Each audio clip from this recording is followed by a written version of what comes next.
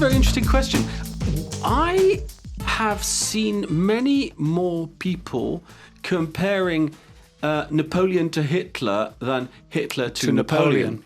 And so there's a kind of, it's a recent thing in the general sort of, when we talk about the dictator, we tend to think of the Stalins, the Hitlers, and possibly Mussolini. Mussolini, we know, was a big fan of Napoleon. He actually wrote a play which became a film based on the 100 Days. So he probably liked the costumes and the get-up more than the politics. Who knows? I mean, Mussolini was obviously as head of state and had decision-making power, so he was clearly a serious individual. But he was interested in the history of Napoleon, and Napoleon has a particular relationship to the history of Italy. So there's a reason for that.